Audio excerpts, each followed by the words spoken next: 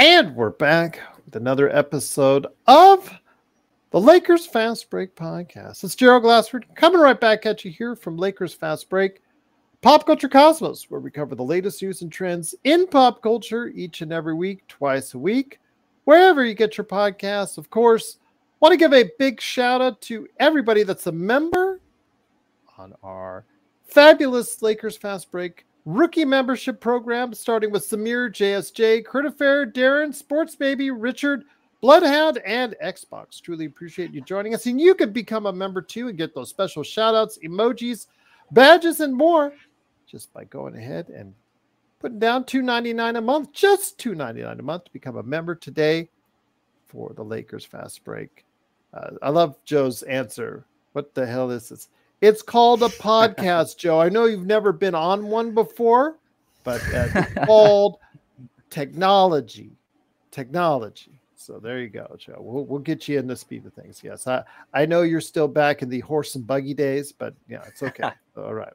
But also as well, speaking of Joe, he is, of course, the guy behind SimBlades with Y.com, and also as well, of course, he's Ox1947 at LakersBall.com. Our good friends, Empire Jeff TV, John McCallion channel, Lakers in 5, Daniel Barry Sports Highlights, plus also as well the Lakerholics crew who could not agree on a time this weekend. Hopefully they'll be back next weekend. Lakerholics.com there. And then, of course, also as well, John Costa, whose channels we grace right now, Clutch Talk and Lakers Corner. He is always working hard to provide content for you out there, so please support him today.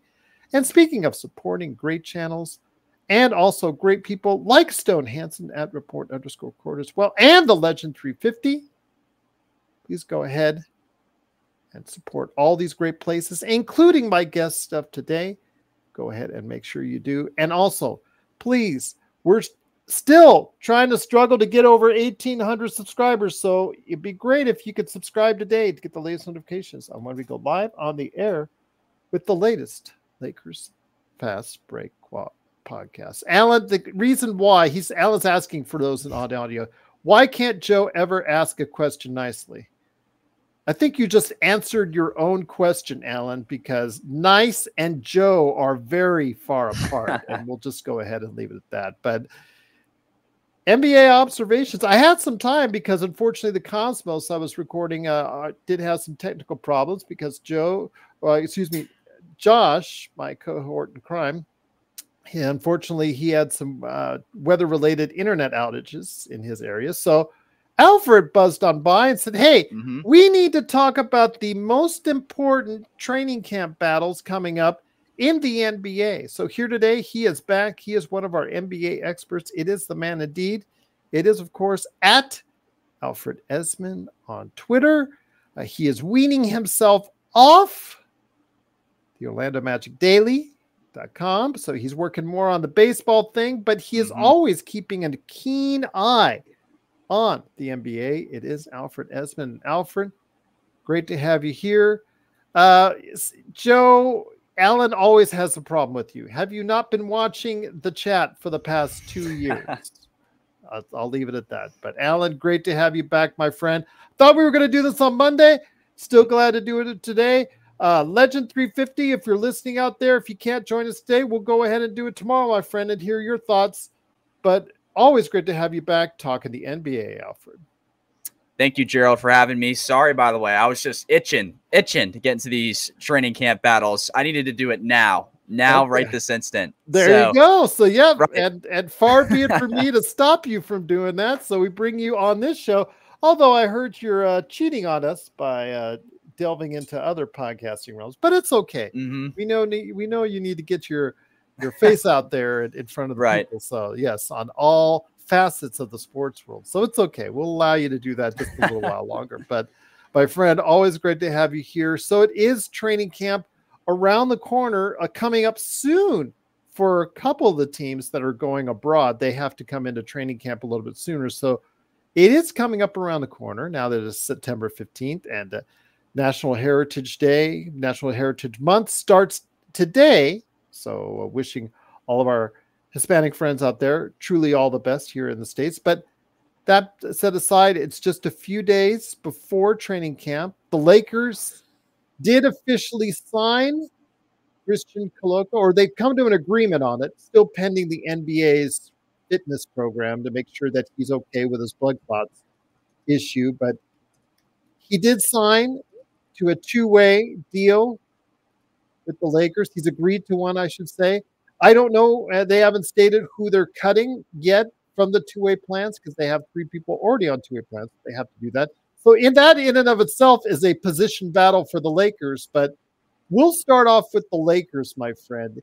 Is there a position battle that you think needs to be focused on for the Lakers training camp coming up?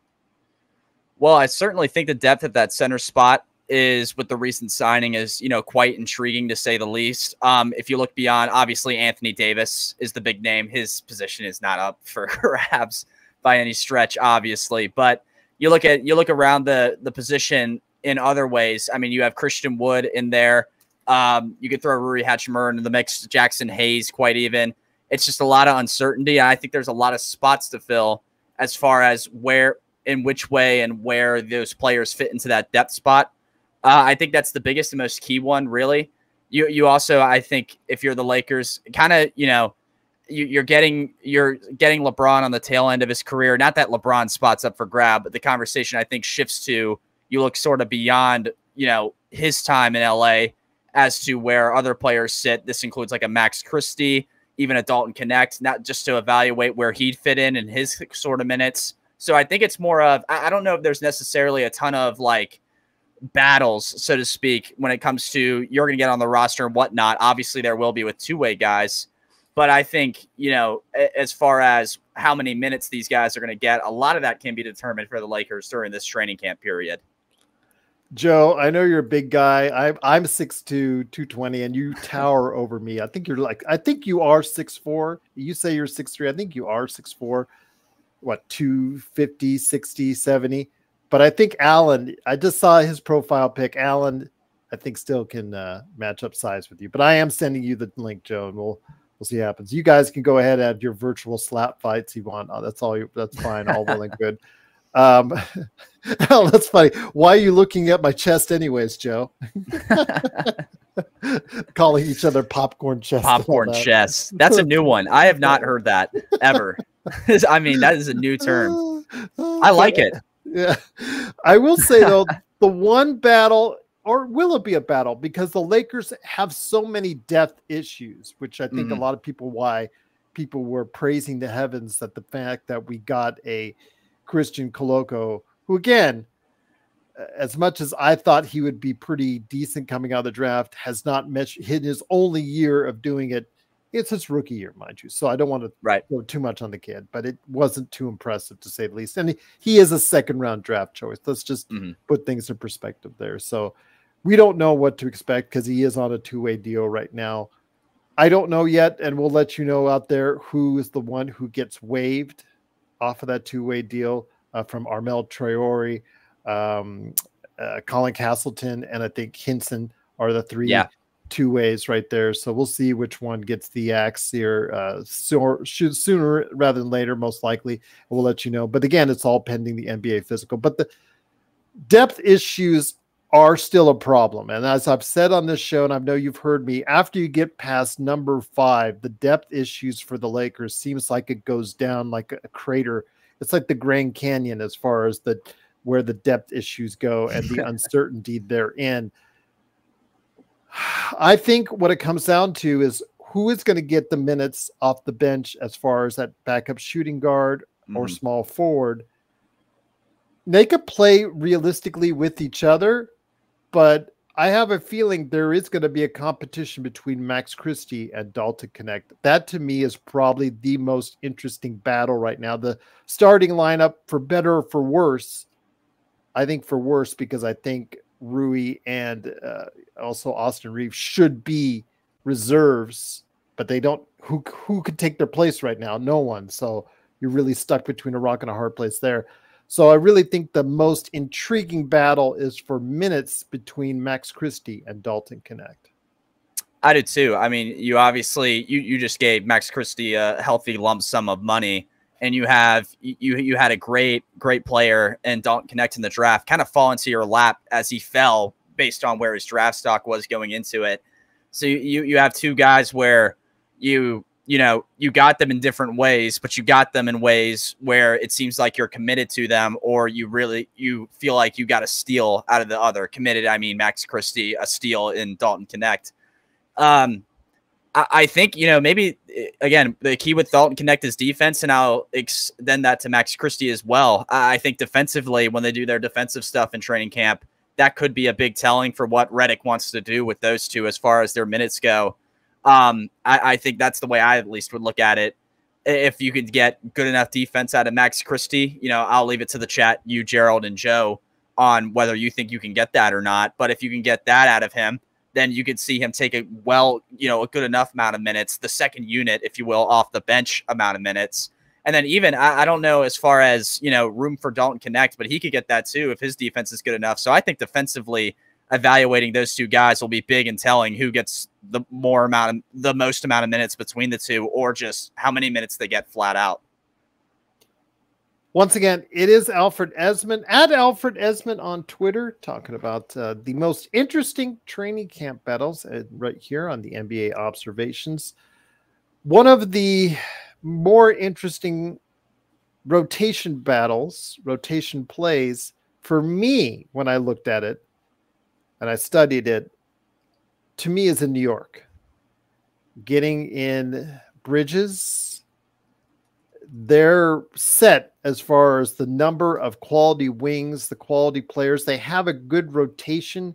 If Robinson stays healthy, they could really have a nice rotation from player 1 to player 7. 7-man rotation, which is going to be probably one of the best in the NBA. But oh yeah, if they didn't all go to Villanova, I would say there'd normally be a problem for DiVincenzo, who did so outstanding, saying, hey, buddy, I know you really helped us out in the playoffs. I know you carried us at times in the playoffs, even when Brunson struggled, but I'm going to have you come off the bench with Josh Hart. And Josh Hart still is like, didn't he play like 48 minutes a game for like several straight games in one of the series? Yeah, and it's just, hey, buddy, we're going to have you come off the bench because we've got some higher priced individuals. And the Randall question is now growing day by day. And the New York media is not going to make it easier. So the position battles for there is who goes where and how the minutes are laid out, especially with the way Tom Thibodeau plays his guys. Yeah, another guy in the equation I like a lot for them is Miles McBride. I thought he was pretty valuable within their rotation at times as well. So that's another question you throw into the mix for Thibodeau. And I mean, you look at it, I think you really have some flexibility, at least at the start of the season, where you put Bridges. I think, I get it, New York fandom, blah, blah, blah, so on and so forth. But if you're being realistic about it, I think you have some flexibility in the month of October, November, where Bridges exactly fits in. You could start him some games. You could have him come off the bench at the 6 or 7 spot afterward. Expensive bench player. Right. Yeah. So that's the big thing too. That's why, I think you start out starting him, just to see. And I honestly think it works. And I think you play with it off of that. And then I think the next 3, honestly, as far as minutes go, are, like you said, DiVincenzo, Hart, and then McBride. That's a lot of guards. And I guess the next big man they would throw in behind Randall or Robinson would be Precious, probably. Did they re-sign him? I know he's on a restricted. Let me see. He still, as a restricted, as far as to my knowledge, has not agreed to terms with them yet, as of yet. But he is restricted. They do reserve the rights to go ahead and sign him if they so choose. And I think they will probably clear it up because they haven't alleviate themselves. Jericho Sims has not stood out. So that could be a question in their training campus. Who backs up Mitchell Robinson? It'll be huge. I mean, because I'm looking at their depth chart and I'm like, wow, that's not a lot of options, at the big beyond Randall and Robinson. So that's, I think, honestly, out of all the battles, so to speak, I know that guard room's a little packed, but I think that's going to be easier to figure out, especially with Bridges' contract, like you said, Gerald, as opposed to what are you going to do with the big men you have? Do you go Sims over Achua? I mean, I don't see it how it works that way, assuming they hold on to Precious and, with their situation that they have right now, it seems like you kind of have to do that. I mean, just to have enough of a big man room to begin with. So I think that's going to be interesting, the Sims and Precious battle for New York, to say the least. Who is the first team on your list, and which is the first position battle that is really stuck out to you? Wanted to make sure I got that before we get Joe, who just came in. Yeah. The team, well, one of the teams when I was looking into this, just because, you know, outside of Orlando, I don't really have a good idea of who does what, was the Clippers. We talked about it during our off-season stuff when Legend was with us as well. They have, I mean, their hands tied and are chained in the tank like Houdini when it comes to the situation with their team and the trade they made with SGA and stuff. So it's key to see who exactly they could throw in beyond, you know, the starting lineup they have. Obviously, I think you have some solid. You have the initial depth is guys like Chris Dunn, Norman Powell, Batum, Mo Bamba. They brought in Kai Jones, which I guess for what it's worth is slightly a little intriguing, just because you need, you know, depth beyond just the second unit that you have. Kai Jones was a slashing, athletic tall guard that, you know, was delivering crazy dunks and whatnot left and right. He skipped a year of playing in the NBA, so that's the major concern he has. But, you know, obviously that's, you know, the Clippers trying to bring people in to evaluate who they are. The other name I saw, Kevon Harris, not familiar to anyone watching this probably. Is Primo still on that team? I believe. Let me see. Because I don't see him. Okay, so I don't see him. They let him go. So all right. Yes. Or he might be on the G League team for them or whatnot. So okay. Right. That's what I was. Right. I was going to mention too. The other name, Kevon Harris, was a very good G Leaguer with the Ulsa-Cola Magic. He even got some playing time in the NBA a little bit when the Magic were hurt and, you know, they needed guys to come in and whatnot. So that's another guard, you know, to throw into the mix. I have to mention too, Cam Christie, Max Christie's brother, by the way, everybody, if you didn't know. He, you know, is also in that room. So you got to see where he's at. He's a very good college player for what it's worth, in my opinion. So it's worthwhile to look at him. I think there's battles left and right on this Clippers team when you go beyond the second unit of depth they have. And, you know, it's a second unit that's not necessarily strong. I mean, with the likes of Batum, Bamba, and Dunn, but you really just kind of have to start getting creative based on where they're at as a team. So that's the thing I looked at with them. Joe is here. Joe Soro, aka Ox1947 at LakersBall.com. Plus also as well, he is the mastermind behind Simblades, SimBladesWithAY.com. Joe, the topic is the most intriguing, interesting NBA position battles in training camp upcoming. What sticks out to you for the Lakers? I just posed out there between who will get the main backup minutes between Christie and Connect. Did you have a Lakers one in mind or somewhere else it was, you know, intriguing you or piquing your interest?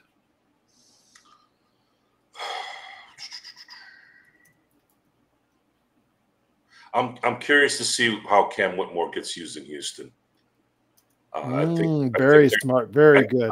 I think they're going to start pushing a little bit now because Houston's been playing the lottery game and using the rebuild moniker long enough. I think now this year is going to be the year where they're like, look, we need to start getting some playoff appearances. And I'm wondering, I want to see what young player on that team is going to emerge. You have the Van Fleets there. You have, you can call Dylan Brooks a veteran leader there if you want.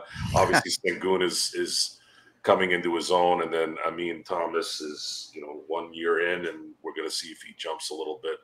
But I want to see what Udoka does this year. I want to see a jump. I'm looking at this from an NBA observer, not a Laker fan. I want to see where they go, and of course, Steven Adams being an issue with his injuries, he is going into a last year's contract. Maybe he might summon some strength to where he can play an almost full season and contribute. And because when he is healthy, he's a big contributor. So that's Jalen Green, because remember they haven't committed yet to Jalen Green and Sengun on long-term contracts. And I'm pretty confident they're gonna commit to at least Sengun. Right. That's a player that they absolutely have to have and need. And then they're going to need their young guys in the last few years to start playing like guys that are seasoned now. You just can't. They can't afford to be. Well, let's try to ease them in. No, you got to let these guys run and see if these guys can make at least a play-in run.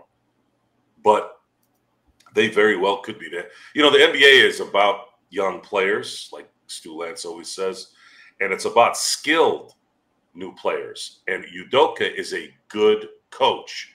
So if you have young, skilled, and a good coach, when have you ever seen a team that's young, skilled, and has a good coach not compete?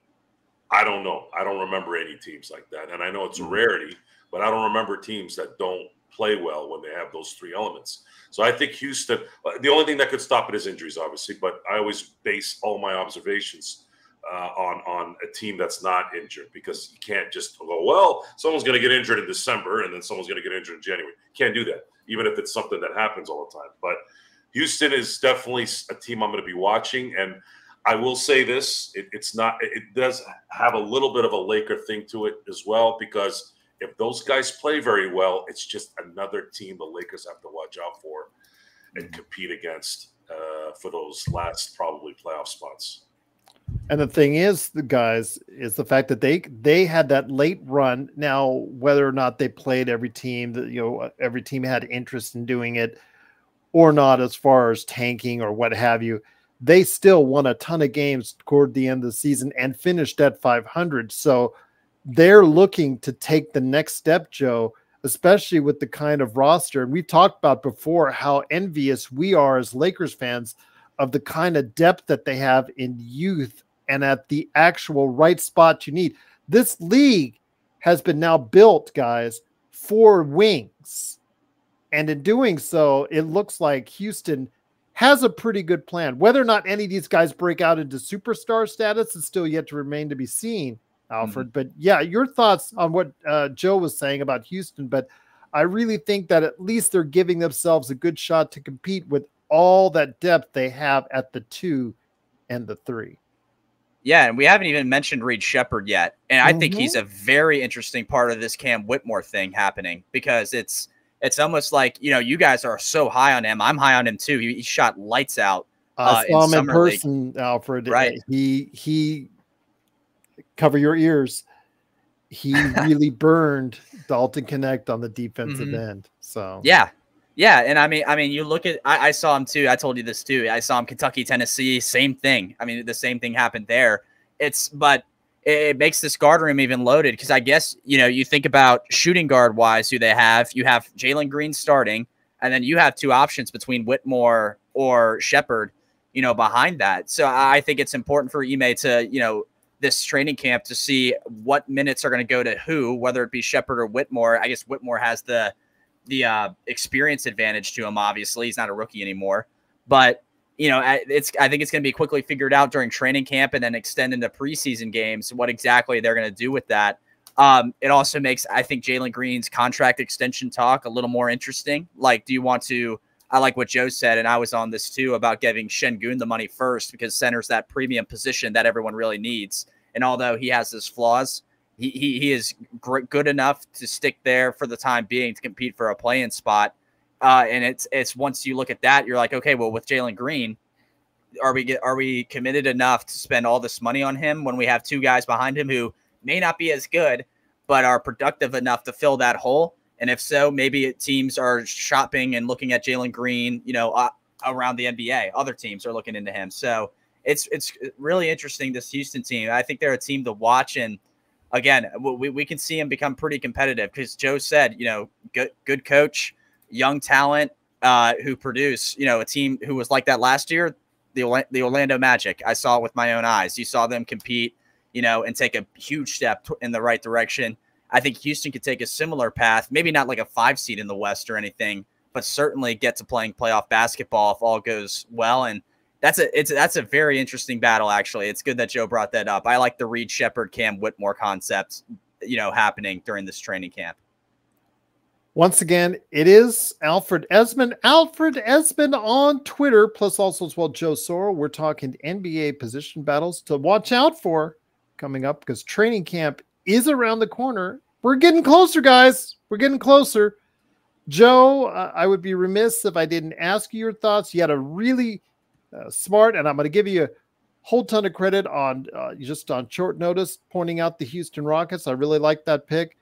Your thoughts, though, on the Lakers, because I know that the fans want to hear, the audience wants to hear your thoughts. Is there one positional battle or rotational battle in your eyes that might be of keen interest for Lakers fans coming up?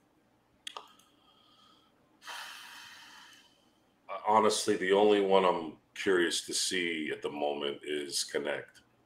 Mm-hmm. I kind of know what everyone else is going to be because I've seen him. There is a slight chance that Rui might be better than he was last year.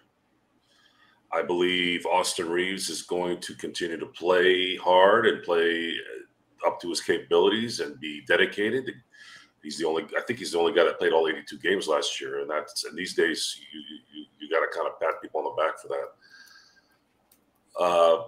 I did want to mention though, real quick, Blake Hinson was just waived as the two-way player that Christian Coloco is replacing. So we were waiting on who the player was going to be, and breaking news: Blake Hinson was waived. Yes, there you go. And this was an inevitability as soon as Christian Wood was to have had his secret surgery, apparently. Mm-hmm. Wouldn't know why there would be a secret about it. Just, it's Christian Wood. This isn't Kevin Durant or something. But it was quite obvious that the Lakers absolutely had to get a big before training camp, because you just cannot have AD playing 40 to 42 minutes. It's just not going to work. And Christian's going to allow,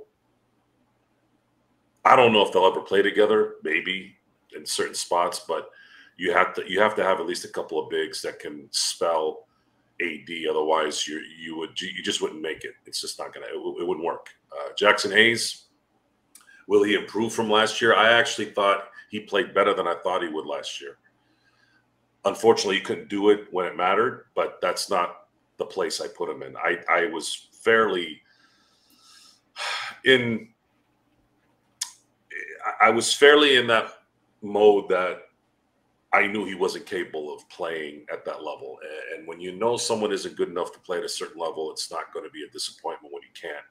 But he did serve a purpose during the regular season. He played minutes that didn't play a lot, but played minutes to where he could spell AD, and AD had one of his best and healthy seasons. So that part is good. And I'm hoping Christian can be that guy as well. The only problem is this team is going to still have issues rebounding the ball. If they do not rebound this year, because we've already seen what happens when everyone stays healthy and everyone hits their shots, which they did both last year, they couldn't rebound, and that was really ultimately what took them down. All the fluff that we've been pumping is offense, when in fact it's the grunge work that the Lakers don't do.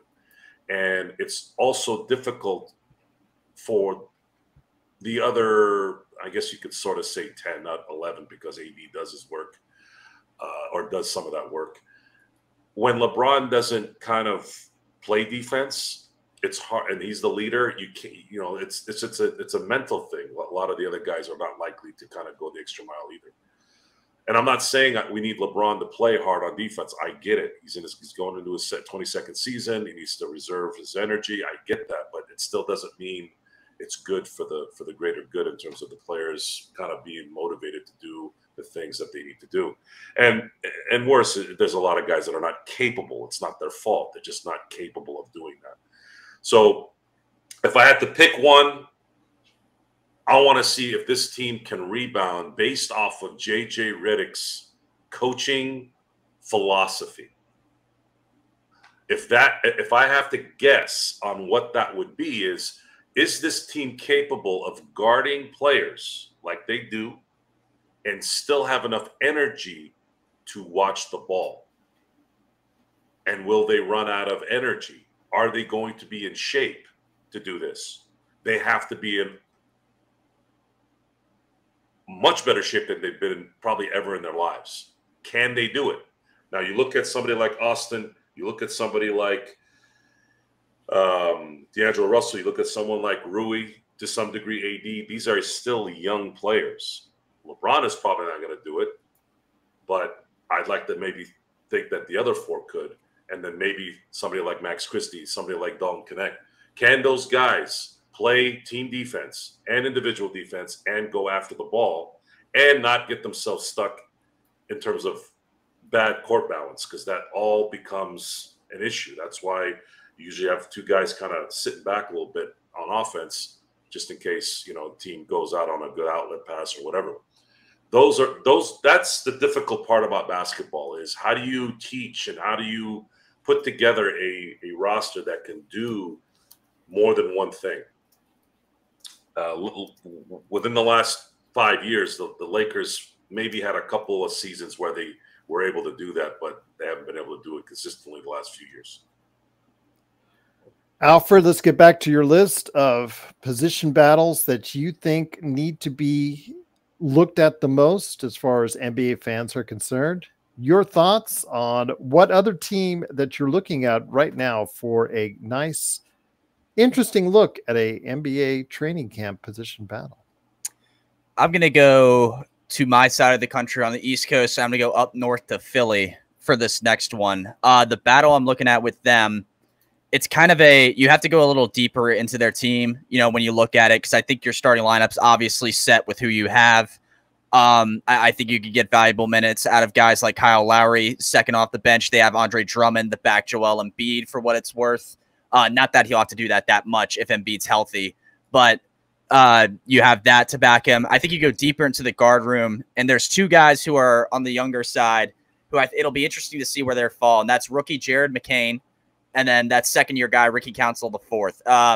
Both great college players, great McCain, obviously, great shooter in his own right. You look at Ricky Council, sound on defense. So I think how Jared McCain is on defense will be key, to where he gets put based on what Ricky Council can do. Ricky Council was right around 9 minutes a game, was I thought pretty sound on defense from what I heard from a lot of people. He didn't really shoot a ton. I don't think he was, a guy when Philly brought him off the bench that looked to hit a bunch of shots and stuff like that. I think they looked elsewhere like that, like an Eric Gordon, who they have coming off the bench at a guard.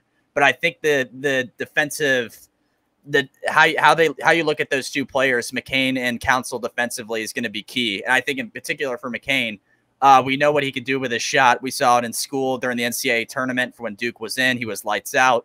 I think really for McCain, it's defensively how he fits into this 76ers team that's going to determine where he is rotationally, to say the least. Once again, it is Joe Soro, the guy behind Ox1947 at LakersBall.com, and of course, Simblade, SimbladesWorldwide.com, and Alfred Esmond on Twitter. I think a training camp battle or training camp rotation that you might need to focus on, Joe, I want to hear your thoughts on this, is in Miami, as far as how much stock, especially with what we saw in Dallas, as far as how they did with their rookie center, how much will Khalil Ware play early on? Do you pair him up with Bam? And is, Jimmy Butler going to be a key as far as him being traded or staying on the Miami Heat this season, Joe? Well, Khalil Ware, I think, game can play with Bam. And again, you're in Miami. Spoelstra's a very good coach, and the Miami culture is intoxicating for young, talented players. They seem to thrive over there. They get a good idea of how they're supposed to play because the man on top demands it. And the Jimmy Butler situation is interesting. Jimmy Butler's the kind of talent right now that a team that's kind of on the cusp, whether it's, I would say more maybe could be a title team with him, just making that acquisition. I'm going to be seeing that might be the guy that someone gets and they go, okay, now we can maybe go go somewhere. I've been thinking about which team would want him, and if they could get him. Can't go to Phoenix. Phoenix has nothing in terms. He is also an individual, as Pat Riley has stated, that they need to see more of, and he has not been extended as of yet. True, he is an individual, but Pat Riley and the Miami Heat are more about the community, and most NBA teams out there don't care about that. They just care about getting talent. So I'm sitting there and I was looking, who really needs Jimmy Butler to kind of go to that next step? I kept racking my brain. He can't go to. Obviously, he's not going to go back to Chicago. He's not going to go back to Minnesota. He's not going to go back to Philly. Phoenix is out of the question because they have nothing to throw back at Miami. The Lakers have apparently gotten a rumor that there's some interest there. I don't know if Pat Riley would want a 29 and 31 pick with what? If you're going to trade half your roster for him to make sure the money's correct, are you going to assume that you're going to be able to win a championship with Jimmy Butler, LeBron James, and Anthony Davis, and then basically 9 probably G League players? I don't know if that's going to make sense. But then I started thinking, what about Dallas? What if Dallas went after Jimmy Butler and said, screw it, let's go and try to win this mother? You obviously have seen Kyrie Irving play with another dominant guard. He's done it twice. And the NBA is a positionless league these days. I'll ask you guys a question. If you take out a couple of players from Dallas's team last year, let's just say, I'm just throwing this out there. Let's just say Lively and a couple of their really young players get traded with whatever draft assets they can throw Miami's way. And let's say that happened last year and you have Jimmy Butler with Kyrie and Doncic. Do you think they win it all? And to clarify for somebody else that's going to say, oh, you're talking about trading Lively? We're talking about last year when he was still unproven. Yeah, I'm using it as just a hypothetical. It's not even a hypothetical. It's something that'll never happen, right? Yeah, talk about last year. Yeah, so we're talking about, let's just kind of look back and say, what if that particular team, which is the Dallas team, which is pretty much the same team coming back this year, and no one's really old on this team, right? No one's really that old. So let's say they go Lively, Gafford, and 3 first-round picks. Let's just throw that out there. I actually think Miami would do that in a minute. Matter of fact, I think Dallas might be able to just throw 2 in there. Well, I think they're getting tired, and as far as Riley, I think they're getting tired of Jimmy Butler's act in Miami. Most of the teams that Jimmy's been with have. He's got a Randy Moss thing to him. Not as bad as Randy's, but he has this. At some point, actually, it's not even Randy Moss. It's more like a Jim Harbaugh. It's like McDonald's French fries. There's a limited lifespan to them before they go really. Before it goes really stale. Probably, yeah. I would say I was going to say In-N-Out Burger. McDonald's is faster. I think In-N-Out Burger. I actually don't.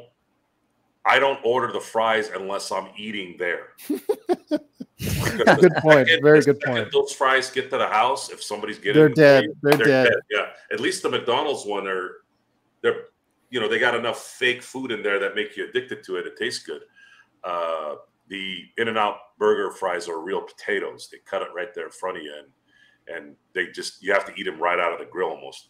But going back to the Dallas thing, if you have that third guy, because Kyrie came up so short. Kyrie looked like James Harden in the 2012 finals.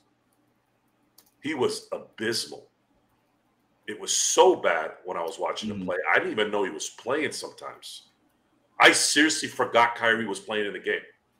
So if you have that third guy in that particular dynamic, I think you probably are able to kind of maybe turn the corner a little bit because you have another threat there and someone who's seasoned in that moment too on top of it.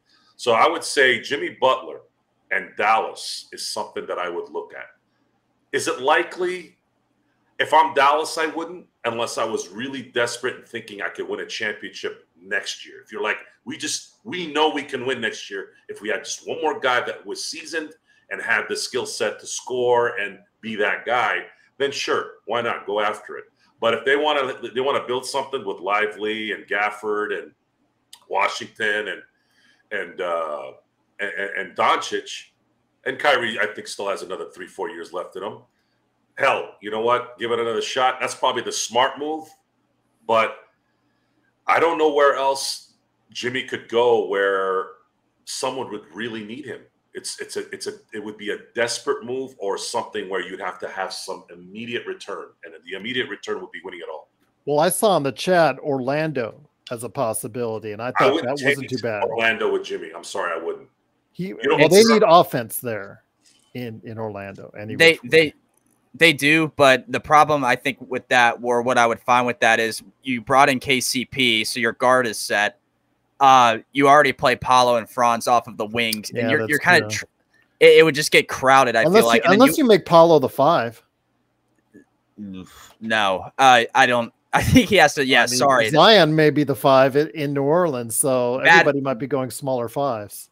Bad face there, but the reason I make it is, I mean, Paolo at this point in time is the scorer in Orlando. And I don't think it's a good idea to put him at the 5 to do that. It's an intriguing idea, but I just don't think. I think it would get too crowded, and the starting lineup would look weird. Okay. I think there's better options for it. I would say about the Dallas thing that Joe said. I think it makes them, a really big contender in the West. In fact, I think they can get out of the West into the finals with that fairly easily. They can knock off a young Minnesota team still, a young OKC team still. I think this would be a good series, but I think they could knock them off potentially still. My one thing, I don't, if you do the trade you said, and Joe, I knew you just kind of like threw this out to the wind, but it was the Gafford Lively 3 first-rounders. Would you have to play Maxey at the center then? Probably going forward. Yeah. And that I think is where you'd find trouble against, watch out for Frank if he listens to this. It's a terrible trade. It's a terrible trade. And I don't think they would demand 3. I think Pat would take 2. It would be a terrible trade unless Dallas wins in 2025. Right. It would be we got to get it now, because I don't know where Doncic's mind is right now. I don't know if he's going to turn into a Darren Williams. Darren Williams looked like the best, or at least a top 2 point guard for like 6 years. And that guy was going to the Hall of Fame probably if he had played 2 or 3 more years like that. And then all of a sudden he just dropped. And looking and reading about Luka's habits, if you will, who's to say that he might not be that guy? It happens in the NBA. Guys drop off. And you might want to, you might not want to hedge your bets. You might want to throw it all in and see if you can get another championship. Right. I think they overplayed last year and got to the finals and then got smoked when it because I don't think they really technically belonged there.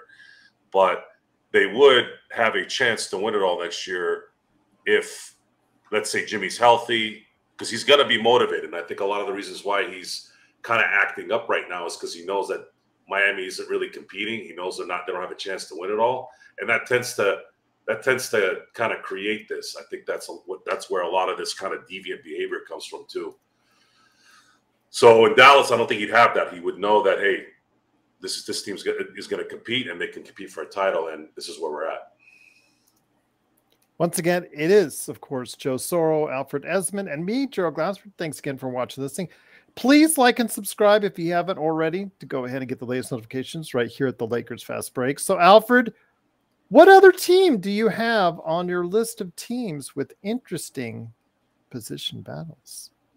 Well, I saw, who was it? M-Easy bring them up in the chat, and we talked about them for a brief second. I would be remiss if I didn't mention them while I was on here. It's going to be the Orlando Magic for just a sec.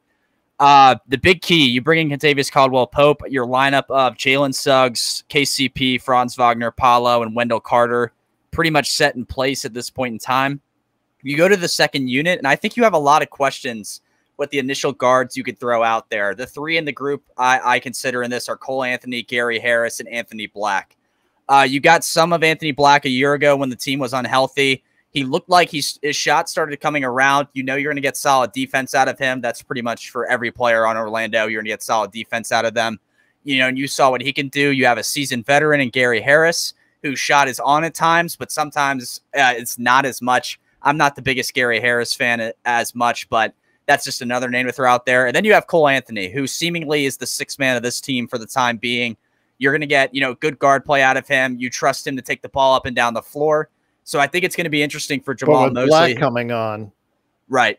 Then it's all of a sudden it's like, what are you going to do? Because he's a lottery pick. So it's like you got to find a way where he can fit. So Jamal Mosley. Two that are just sitting back there on the bench. Or is Silver 3? Or was still Silva a little bit down? He was a little bit down the road. Okay, but you have two that you haven't played as of yet. Right. So that's the interesting part in that is I think you really, if you look at it as a full second unit compared to the starting lineup, you can go Anthony and then Black. So Cole Anthony and then Anthony Black, just to clarify. Tristan Da Silva, Jonathan Isaac, I think you'd have to take off the bench in the second unit just because he's a defensive monster when it's like small increment amount of minutes. And then you go beyond that, you can do Mo Wagner, who I love to death. I think he's a great bench player as well. But that's the interesting part, I think, for Jamal Mosley is going to be those three guards I mentioned initially and how they'll fit in. Because you also have another guard. They signed Corey Joseph for what it's worth. That's like another guard to add to the depth and the rotation of your squad. So the guard room, once again, it's not as crowded because you got Fultz out of the equation and Joe Ingles, but it's still just a little packed. So you kind of need to look at what you have there, and in particular with those three guards I mentioned beyond Suggs and KCP in Orlando. So funny that he just got signed now or within the past 24 hours. Was it Fultz or no? Is he still a free agent out there? Let me look to make sure. I think he might still be a free agent because Okoro just got signed to the contract. But who are you talking to? Who are you talking about? Markelle Fultz. From a number 1 pick to nobody wants. Unsigned. Yeah. Oh, yeah. I haven't seen anything that he's been signed. Okay. Yeah. So, right. Yeah, not even 30 yet. And he's already out of the league. So, that's insane. Former number 1 overall pick, too. That is so crazy. The tragedy about that pick isn't so much him being a bust. That's happened in the NBA. Right. The tragedy is Boston got the best player in that draft while giving their enemy that pick. That was the tragedy. They got Jason Tatum for Fultz by giving the Sixers the first pick. I mean, so much for the process. I mean, seriously, I don't, it kind of reminds me of something I've been wanting to talk about, but it's not that important. But since you guys kind of brought it up, the two players that I think about a lot, and sometimes, look, I if there's any advice I can give anybody in life, okay, forget about politics, forget about religion, forget about family, friends, all that. I'm talking about just you. Go with your gut. You're gonna be right way more than you're not when you do that. And my gut told me, both with Ben Simmons and Markelle Fultz, I'm like, these two guys are supposed to be the best players in the country. Guys, you have any idea how big America is? You know how many basketball players there are? And these guys were the first picks. Yet these guys couldn't take their teams anywhere. And look at the result. Pay attention, folks. You know, basketball might be the most individualized team sport, but it's still a team sport. And folks, when you're having your greatest of all time discussions every 5 minutes because you can't find anything relevant to talk about, LeBron needed help to win. Kobe needed help to win. Shaq needed help to win. Jordan needed help. This is a team sport. And sometimes you need the perfect help to win. Sometimes having okay help isn't enough. And when you look at Markelle Fultz and Ben Simmons, the cautionary tale in those two things is, do these guys lead? Could they lead in the smallest areas? They couldn't. And now look at the result when it became the big area. And that will happen 99% of the time. You will never, hardly ever see someone that talented and that horrible in the team aspect and see them be an all-time great or even very, very good in a league where it's at its peak, which is the NBA. That's sad. Not even a training camp deal. That's yeah, really it's wild. And I understand. I mean, he did not play like a first overall pick by any stretch of the imagination, but I liked him when he was in Orlando as a guy to come off of the bench and give the main starters rest. That's just what he's become, and he was good at it. And I'm surprised there's teams out there who aren't even taking the chance on a training camp invite for that in the slightest. I mean, there's got to be teams out there who have like unproven, like nothing in their guard room, and that would take a chance on him. It's just hard to believe. It's sad, and yeah, I mean. It's quite crazy that it's come to that point. The backup guards for the Lakers right now are, of course, Gabe Vincent, as far as point guards are concerned, and Jordan Goodwin. I think those are options. Oh, and Jalen Hood-Schifino. So I'm sorry. I would at least take a flyer and see what's there. And if there's anything there, he at least tempo-wise, Fultz, if he's healthy, tempo-wise, he would get you what you need to get as far as an up-tempo game there. But you're right, shooting, just never developed, and so it is what it is. But I did want to go ahead and say it is, of course, Alfred Esmond and Joe Soro with me. Joe, is there any other training camp battles coming up here? Because training camp is around the corner for some teams sooner rather than later. Remember, when you're saying battle, what in what context? Position battles or position, is there like for starting spots or rotation spots, questions that you think need to be answered in training camp for one of these teams? Honestly, the basketball right now for any contenders, things are set already before you even go in. I mean, you could say maybe is Paul George and Philly going to take a lot of Maxi's shots? Is Max going to be okay with that? That is something to look at, by the way, folks. If Maxi is cool with sharing the ball, it's going to benefit everyone. And Paul George, as much of a, Clipper brain as he is, I'm just saying a nice word there with it, because I was a big Paul George fan. I thought he'd be a Laker before his career was over, and it's unfortunate that it didn't happen. But anyways, if Paul George can play with Maxi and Maxi can play with Paul George, now the pressure is going to be off each. The likelihood of injuries isn't going to be as heavy. And then, of course, that's also going to benefit Joel Embiid. Those are the things. And I feel very comfortable with who is the leader there, which is Nick Nurse. That's why I'm looking at Philly right now and saying Philly has the ingredients to possibly make a run. Health is going to be the big thing, obviously. Mm-hmm. But I'll tell you what, if they're healthy going into the playoffs, that team could get to the finals. I think. Yeah. I was going to say, Joe, I think they can win it. I mean, absolutely, they could win it. Yes. I mean, the key is health, because like I said when I was talking about them for a brief sec, I mean, beyond Joel Embiid is Andre Drummond. Andre Drummond at this point in his career is not going to, deliver as much as he needs to at the 5 to carry it to that point. But if they're healthy, they can take down Boston. I think they can win it all. They have the ingredients for it. So I think it's like you said, I like the shot sharing thing with Maxi and Paul George. Obviously, is going to be key how they split those up. I think you continue to feed through Embiid as much as you can as well. And like I said, you look down the depth chart, Jared McCain fitting in. How will he fit into a team that can go as far as we think they can? You got Ricky Council in there for good defense as well.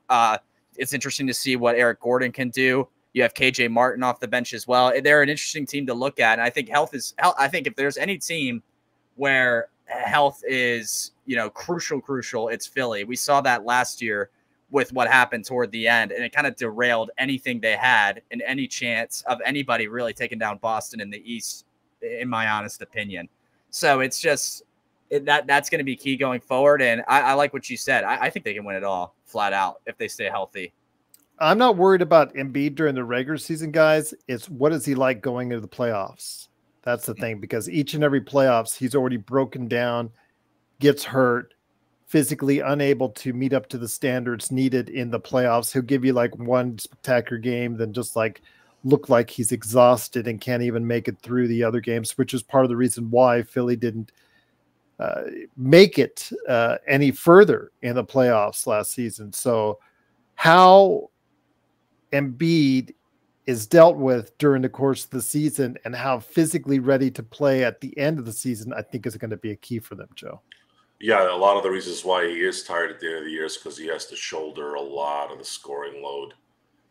And someone like Paul George will allow him not to have to expend that much energy.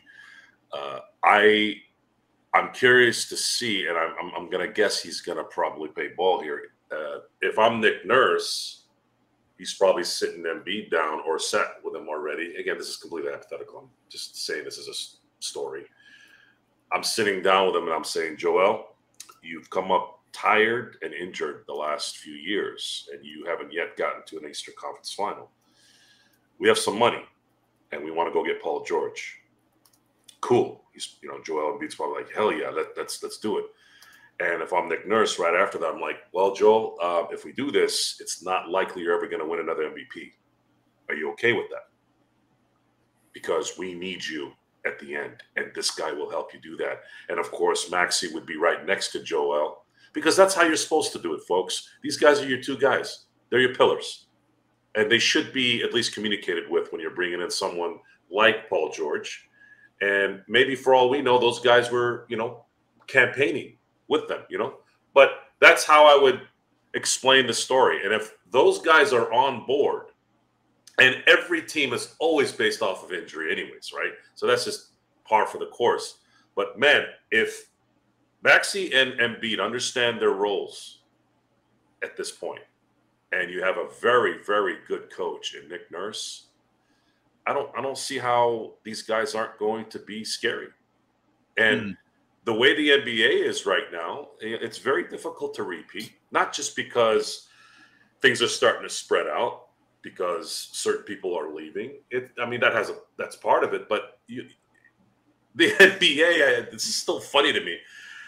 The NBA players were complaining about too many games, and the NBA accommodated them with adding more games.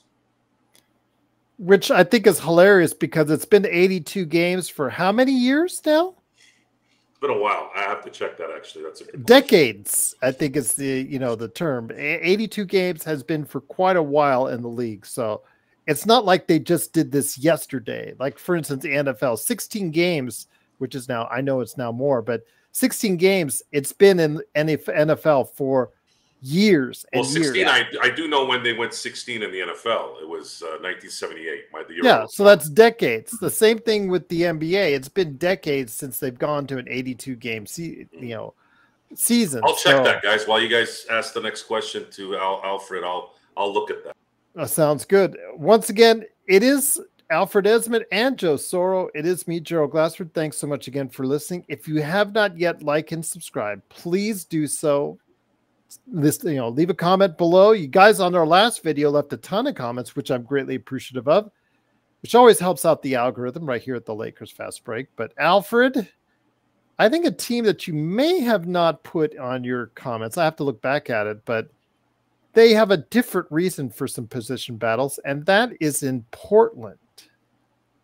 Because they've got talent there, but they've also don't want to win. They want to tank.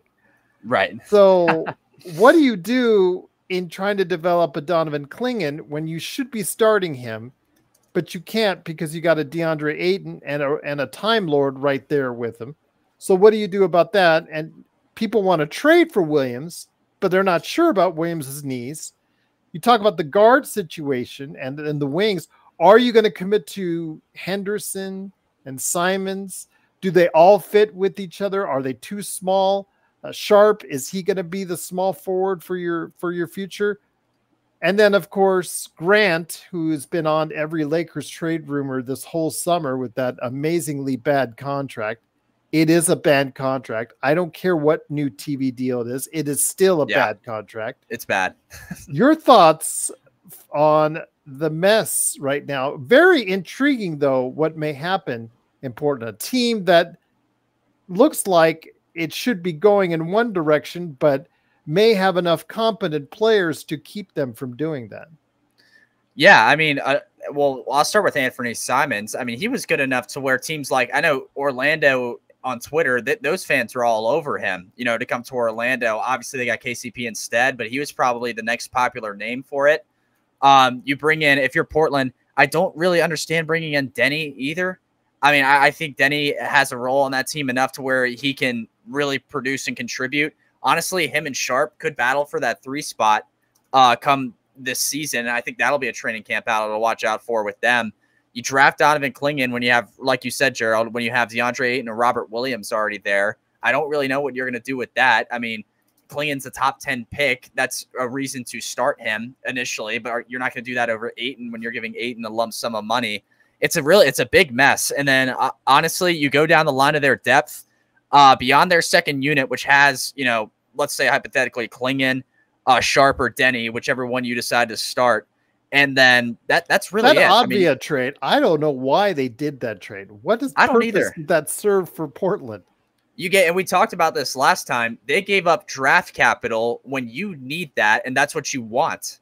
I don't understand it at all. So I think if we're just looking at battles though with that team, I think the Denny and Sharp, you know, battle for the 3 spots interesting. If one gets it, the other's going to be, I think, the 6th man, quite honestly, on that team, unless Clingan is as well. But and then the centers. I mean, Clingan, Ayton, Williams, depending on what's going on with him, I don't really know how you figure all that out either. So it's a mess. They don't really have a lot of depth. I mean, the only names that are recognizable to me are Matisse Thybulle and Devontae Graham. And beyond that, that's all you have if you go deep into their rotation. So it's a mess. And I mean, unless you have your 5 starters or first 6 or 7 completely going off, you're not going to win a lot of games, I think, which can play into their favor of what they want.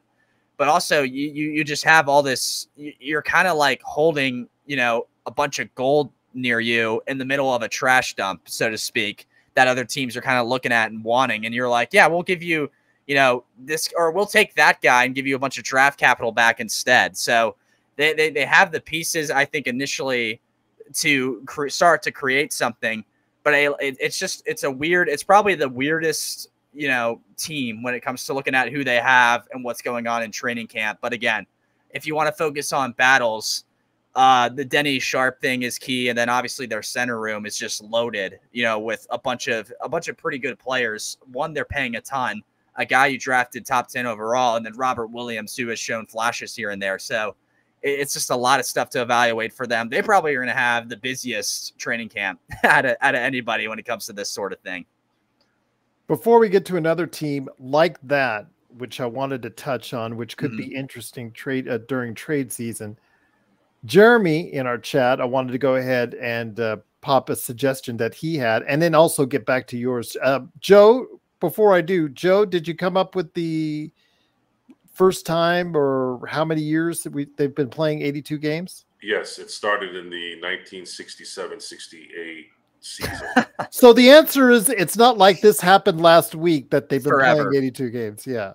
The only thing that's older than me, to give everybody an idea. We've discussed this on the show several times. The NBA, I feel like, are very lazy in creating a better schedule.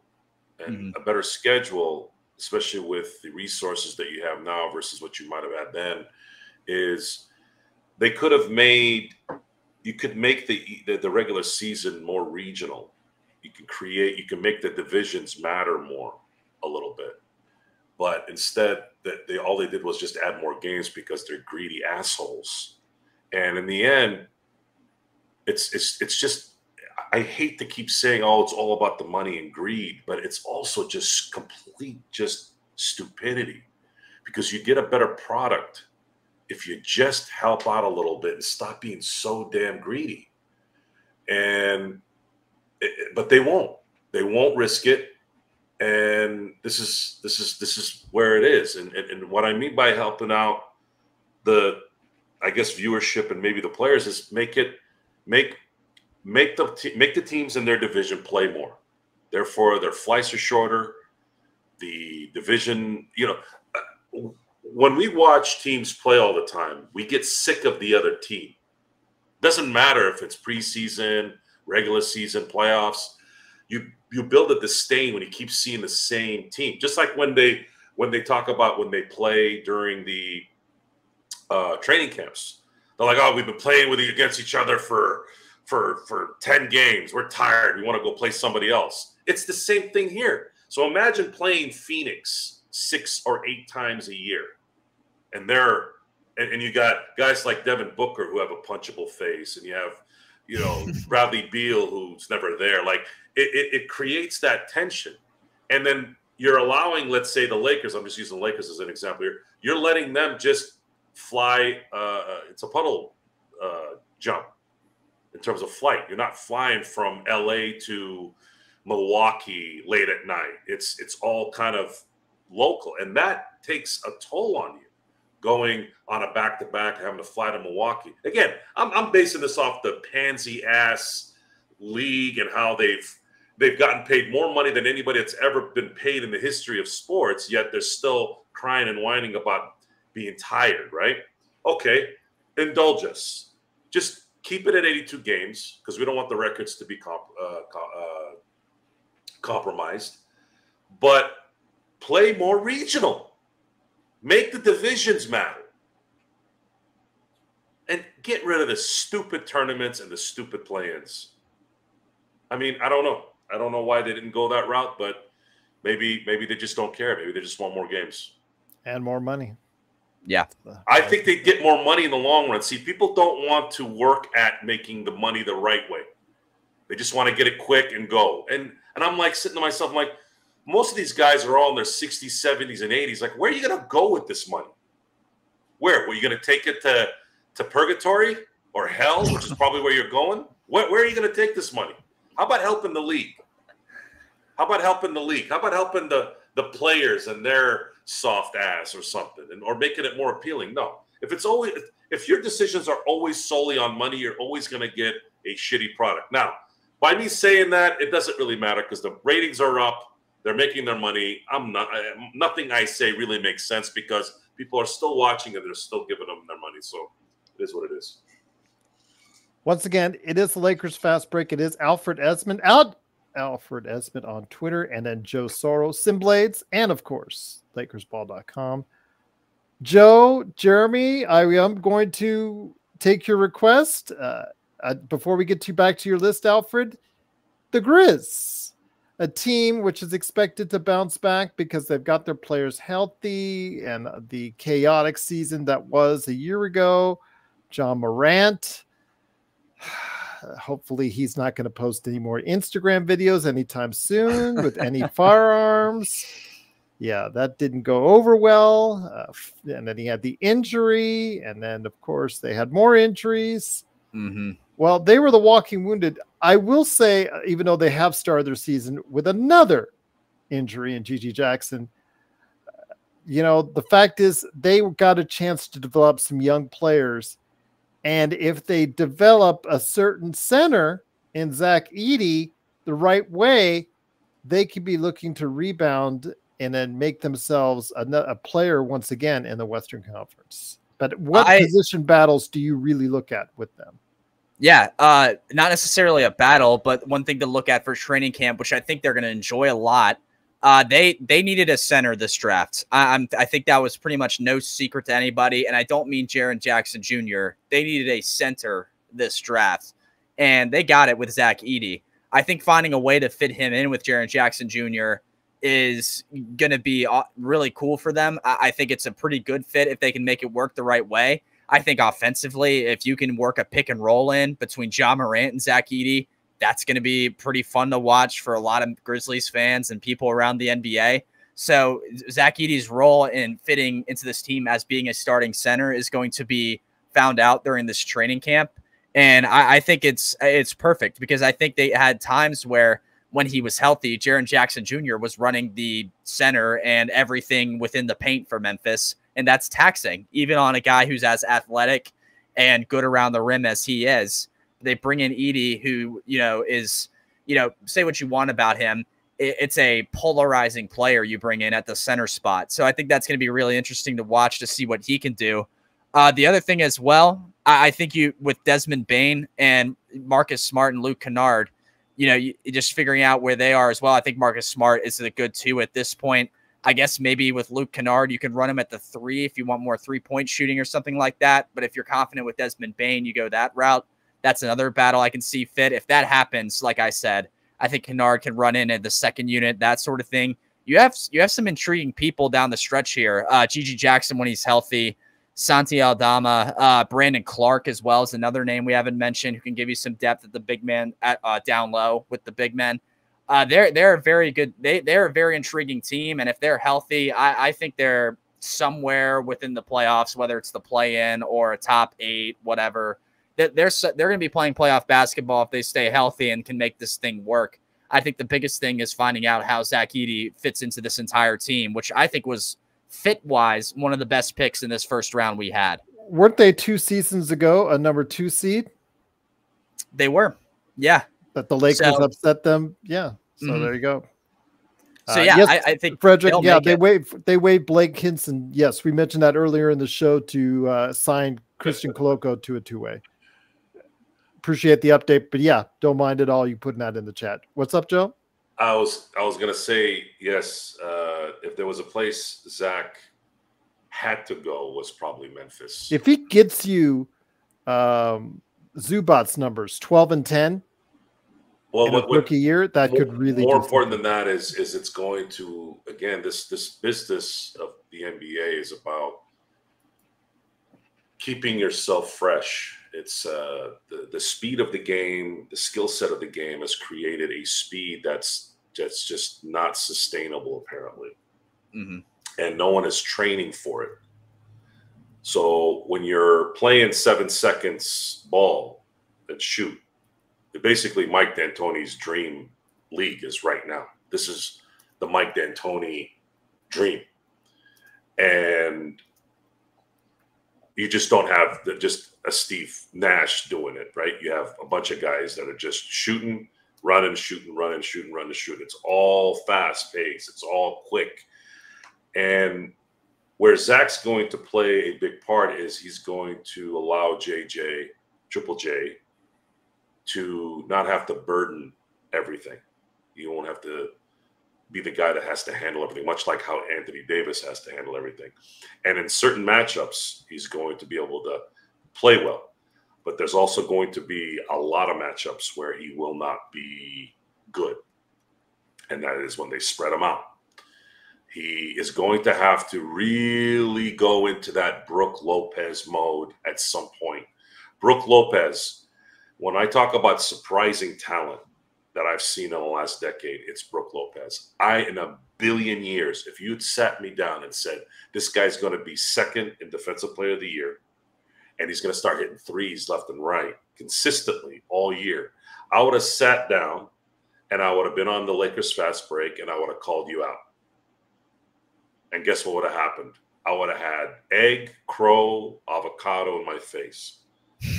That is one of the most surprising players I've ever seen in the NBA. I've never seen someone who couldn't rebound turn into a defensive stalwart and all of a sudden start hitting shots from distance like he's Jamal Wilkes. It was pretty crazy. So Zach Edey, we don't think he's suited for the NBA right now, but if he has a Brook Lopez situation where he can train himself and get better at shooting and playing defense, and he can, then our observation of him would change. But we're basing the observation of Zach Edey off of the other thousands of players that have not been able to. But nonetheless, you're also going to have someone that's going to be there, that's going to take up minutes. And there are going to be some half court type offenses. You're going to have a lot of bigs that you can put him on, that he will be an asset. And the only other team besides Memphis that he would have been perfect for would have been LA. That is something as far as his outside shooting. I think that'll work out over time, whether or not he does become a stretch. But right away, he can get you 12 and 10 or 12 and 8, 12 and 10, 13, just something in that range right away on 50% shooting, because he'll be shooting a lot of stuff close up, and running pick and rolls with Ja is obviously going to be a big thing for him. But Alfred, is there any other teams on your list that we need to target? I'm trying to think of anyone else. I'm going to go a different route. This team, I think for a lot of people, is not too interesting to look at, obviously, but I like giving the smaller teams who aren't as good some love. I'm just going to talk about the Wizards briefly. Obviously, that's the team I had in mind. Yeah. Obviously, this is a totally different situation. This is a team where they're evaluating quite literally everything they have. They bring in Jonas Valanciunas for the center spot. I like that with Alex Sarr, just as a kind of two big man's thing. You have a veteran who he can learn from while playing down there with them. I think it can be pretty polarizing. It's not earth shattering, as a whole. And that's something I'll ask you and Joe, because I got a letter on that earlier today from Rodell saying that Joe and I were crazy for thinking that Jonas Valanciunas will be yielding or fetching a first-round draft pick come trade time. So your thoughts, Alfred? How long will it be before he is traded? Because, again, he was signed with Washington with full knowledge he is not going to be staying his entire tenure there. Mm-hmm. And would he be traded for a first-round pick? Yeah, I mean, I think if they're – I honestly would not rule it out of the realm of possibilities. I think it's very likely. And I think two keys to that are, one, are you going to be a lottery team with good odds? Yes, they are. And then two, how does Alex Sarr look? I think if Alex Sarr is horrifically bad and not working out, you have to keep him there for a little longer to help him out. Just me, just how I would look at it. 15 games. Right. It's not like Summer League Alex Sarr. But if Alex Sarr is starting to produce like I think he can and will, I think that gives you an excuse to ship out Valanciunas for draft capital, which is what you desperately need at this point. So that is a good point. I do think that's a possibility. But if you look beyond him, you don't really have a lot at the big man positions. Patrick Baldwin Jr., Marvin Bagley, Rashawn Holmes is the other one. You don't really have a ton there, to look at big man wise. So that's going to be key, seeing how those two play amongst each other. I guess going through the other positions, their point guards are going to be interesting. How quickly they can unload both those point guards that they have. Right. Yeah. And then beyond them too, I think Bub Carey and Corey Kispert splitting. How do you split their minutes up? Well, that's because that's the reason why they want to get rid of the older 2 point guards that they have on there, so they can give Bub more time, because they feel Bub might be the way to go. Right. And Kispert, I love Kispert's shooting too, so you can go with him as well. And there's a point. It might come to a head this season where he's a better shooting option than Jordan Poole, in all realness. So if you want to go that route, you could ship Poole out somewhere to wherever you want to get him for draft capital, that sort of thing. So I think training camp, though, if you look at Washington, you're kind of going to look at how Sarr and Valanciunas will fit amongst each other. I think the minutes initially, when you have Brogdon and Poole there, along with Kispert and Bub behind them, is going to be key to see what they can do or where they actually end up. And those are the two key things with them. Again, this is a team that it's not like the other teams we've talked about. This is we have to evaluate what we have and roll with it. And that's, I think, the major training camp points that they're going to do, or that they're going to look at. Joe, any thoughts on the Washington Wizards? Alfred and I were on the same wavelength. Again, for me, it was because we got that nasty letter from Rodell saying that Jonas Valanciunas will not yield a first-round draft pick in a trade. That doesn't matter where in the first round, just will not. Thinks we're crazy that Jonas Valanciunas, with the type of need that there is out there for centers in the NBA, if he plays competently around December, January, will not be starting to get those rumors in regards to that, Joe. So my question for that is, if he can't fetch a first-round pick, then what would be the point of Washington moving him. Because that's what Washington Right. did to sign him. Because they had no real need to sign him because they're trying to tank. So what would so let's speak logically here. I'm asking anybody this question. What is the point of trading Valanciunas if you're not getting at least a first-round pick if you're Washington? I'm just talking about Valanciunas. It doesn't matter. Package with Kuzma or Poole or Sar. I'm not looking at that. Just Valanciunas. I thought so. I heard Right. dead air. Thank you. You guys answered my question. Well, that's why he signed with Washington, because he got the 3rd year. Look, folks, guaranteed. Look, Rodell lives in a. I always have to give him credit because I just love this quote. Adam Shine, he has a show on Sirius XM Radio. He's big in the Northeast, right? He calls it Planet Delusional, and I believe that Rodell is.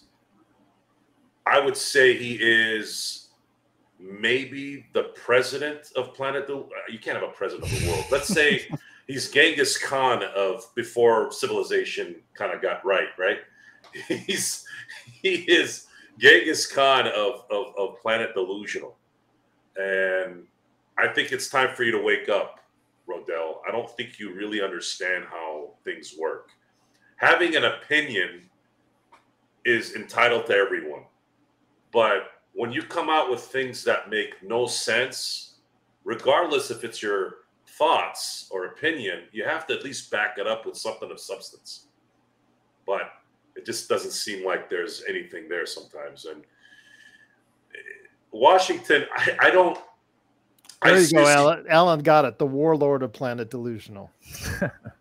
And, that's kind of a compliment because he probably wouldn't be a warlord. He wouldn't last maybe 5 minutes being a warlord, right? He'd be a minion. But I was trying to be kind of complimentary, but again, I'm not. I can't do it too long. The Washington situation, and the reason why this is kind of an important subject for the Lakers is Washington seems to be the friendliest team towards Rob Pelinka. And we may have to rely on them later. The question, though, is who and what? Are the Lakers going to be able to get something there of substance where it could kind of take them to where they need to go? The question there is I don't know, because it would depend on what they give up. And unfortunately, they don't have a lot to give up either. So it's going to be very difficult. It's going to depend on how certain guys play. And are those certain guys who play above what we think they're going to play, are they going to be part of a package to go get someone that's better than them? It's a lot of working parts here. And we're just at that place where it's just too hard because there's too many variables.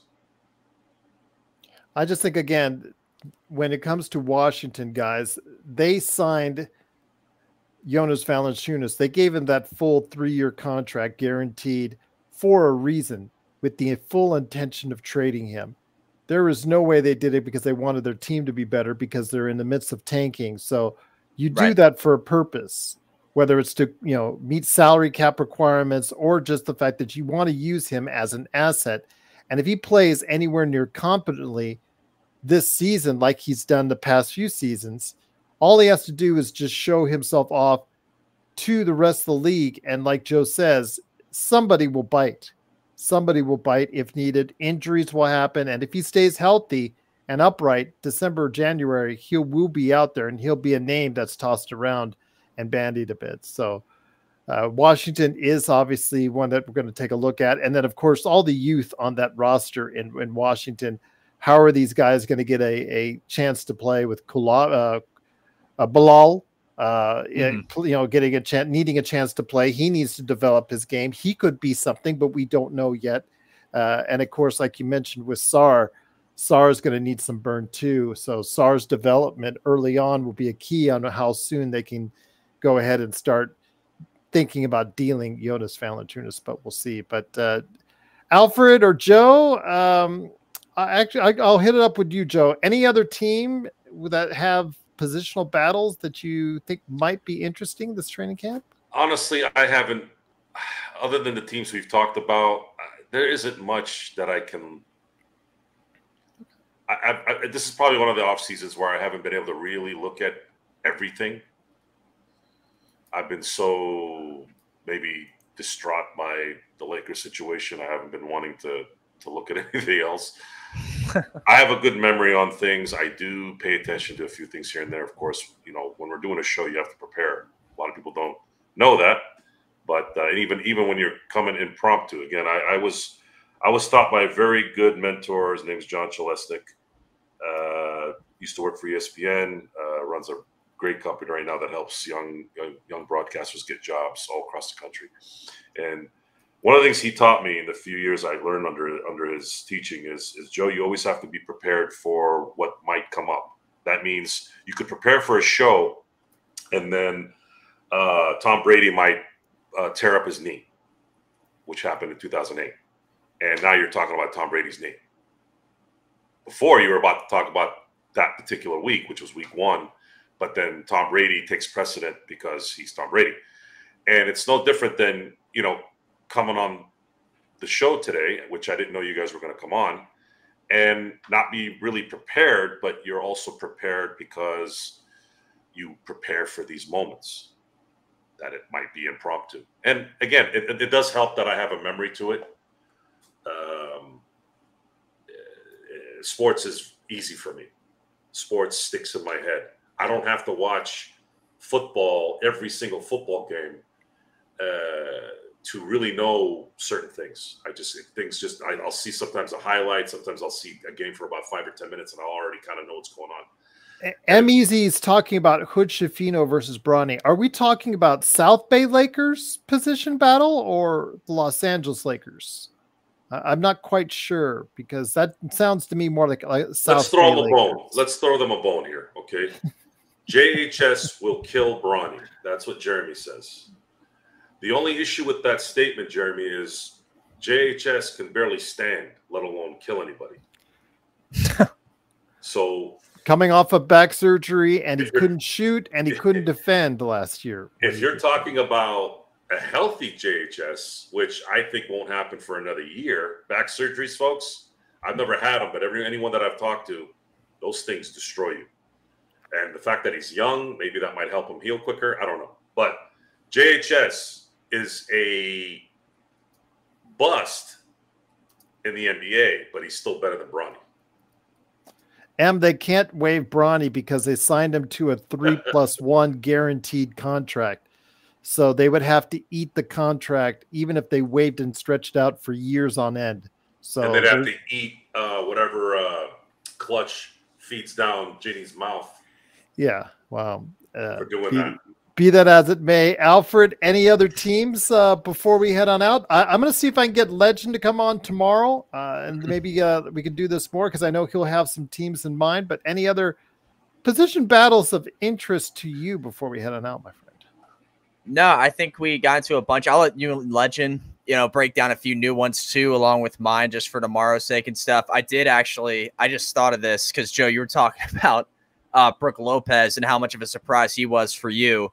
He was so surprising. He's actually the all-time leading scorer in Nets history. I don't know if a lot of people know that, but that's a tidbit I was looking at while I was looking at Brook Lopez stuff. So I'll leave the audience with that today as the last little tidbit. Milwaukee was one that was mentioned early on in the chat. Milwaukee. Okay. Yeah. I'm trying to think with them. Well, I think they kind of were let down a little because of last season. They obviously are a team that looks to contend at the top of the East with having Giannis and whatnot, obviously. And looking at them and their battles, I guess if I go down the list here, you have your starting lineup pretty much set.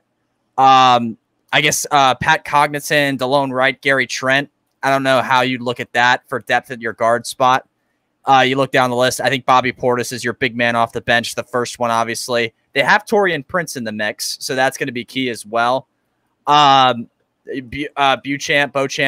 Beauchamp's another one out there. I think you could do Beauchamp at the guard spot, possibly a 3, although I don't know for sure. ESPN has Taurean Prince starting, so I guess that 3 spot might. Here we go. Yeah, I know that was on this show. Oops. That is probably not the words you want to say. Taurean Prince starting. Alan, Go ahead, Alan. I cut the wrong wire there, Yes. defusing the bomb. But there you go. they have him there.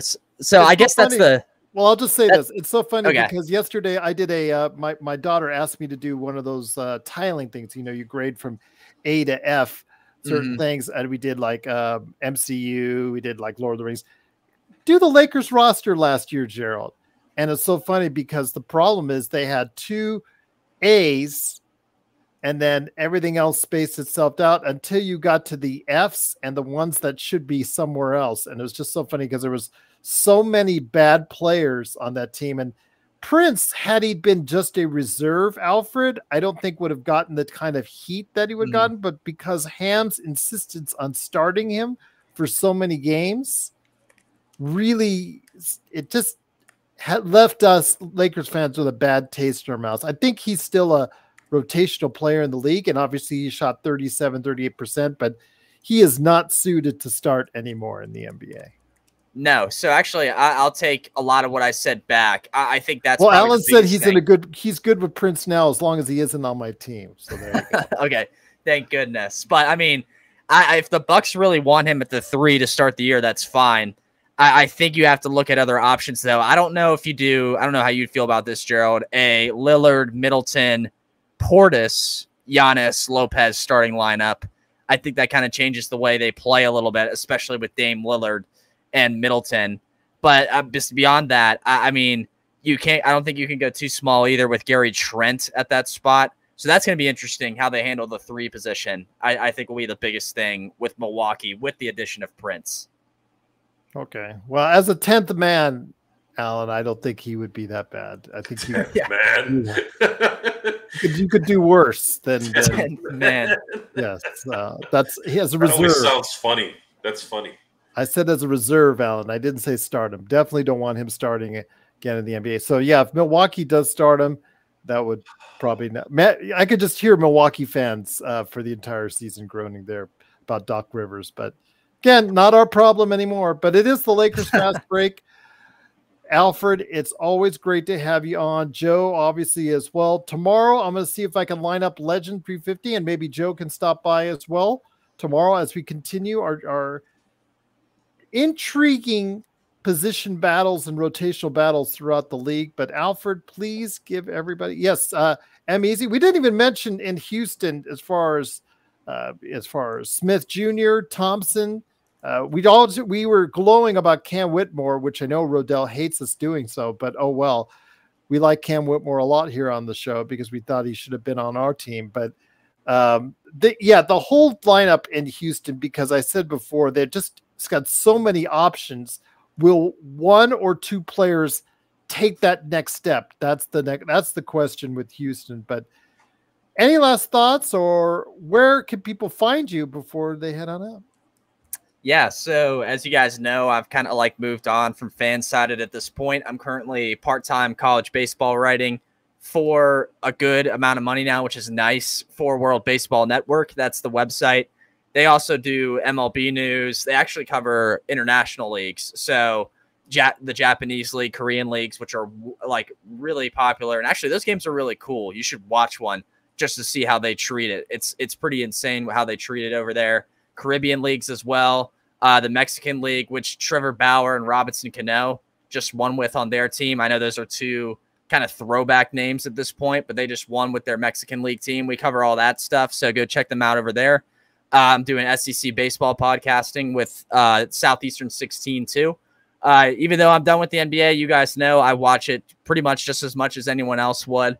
I watch as much as I can, keep up with it as much as I can. I mean, I guess now I'm a former writer for Orlando Magic Daily, so I'll be watching them a ton just to see, just because I know that team like the back of my hand, and I'll just watch them constantly. Watch the Lakers as well, just to keep up with you guys and see how they're doing, and all that good stuff. So go ahead and check me out if you're baseball fans out there. I know a good amount of you are. Joe is. So Easy is asking, how good is this Japanese free agent pitcher? Which one would that be? The one from Stanford, I think you were talking about? That's Rentaro Sasaki. He's a third baseman. He's really, really good. As far as, again, I do college baseball, so there's another one. It's Suke Takamoto for Hawaii. He's a 2-way player, so he's pretty intriguing as well. I think he batted like 313, had a 4-something ERA, so he's half decent as well. He's the new two-way prodigy now that Caglianone's gone from college. But yeah, Japan is producing, and I think the main reason why that this website covers it so much is Japan is producing so much baseball talent that it's overflowing into the college game, which is weird because usually those guys, they go pro in Japan and treat that as their minor league stint, and then they get signed with the MLB teams. Shohei is an example, the major example of that. But now these guys are like, hey, NIL money, college, so I'm going to go play in college for a year or two and see how it works out there. So that's what this Rentaro Sasaki guy's doing, and it's interesting stuff. So feel free to check that out. That's what I'm into now, and like I said, continuing to watch the NBA as much as I can and keep up with it as much as I can. Great job as always, my friend. And Joe, appreciate on short notice you stopping by. Any last thoughts, Joe, before we head on out? No. Okay. And on that note, tomorrow I will try to catch up with Legend 350 to see if he has any thoughts. I'm leaving Golden State for him because he is a Golden State fan, and I think there's some intriguing battles there because they have a lot of players around the same level in their career, which might be interesting. And I know he'll probably talk about Atlanta and some of the other teams as well. So I leave that up to him, but we will be talking more intriguing NBA battles. Once again, for you Lakers fans, Christian Coloco, 7-footer, former second-round draft choice of the Toronto Raptors, has come to an agreement on a 2-way contract with the Los Angeles Lakers. The Los Angeles Lakers have subsequently waived Blake Hinson. I think he will catch on somewhere on an Exhibit 10 and then get his opportunity in the G League. I think there's a possibility he could just chuck it up. He'll be a chuckster as far as chucking up a whole bunch of threes in the G League. So don't be surprised if you see him averaging 15 to 20 points in the game in the G League at some point in time real soon. Whether or not he can defend at the next level remains to be seen. But M, is Joe in the nude? No, he just has his camera off for some reason. Well, I don't know if he's in the nude or not, so that's up to him. I wanted to give Alfred the shine tonight, folks. Okay. All right. Thank you, Joe. Thank you. You know, for those of you who think that I'm self-absorbed, you're right. Except on the show. And on that note, it is, of course, a Lakers Fast Break. Remember, you can become a member today for just $2.99 a month. That'll get you emojis, badges, and also big shout-outs from me. Once again, I want to make sure we give a big shout-out to our awesome members that are out there. Truly appreciate you doing so. It is, of course, Samir, JSJ, Kurt, Darren, Sports Baby, Richard, Bloodhound, and Xbox. If you want to become a member, it's just $2.99 a month. And, of course, please like and subscribe to get the latest notifications on when we go live on the air with the latest Lakers Fast Break podcast.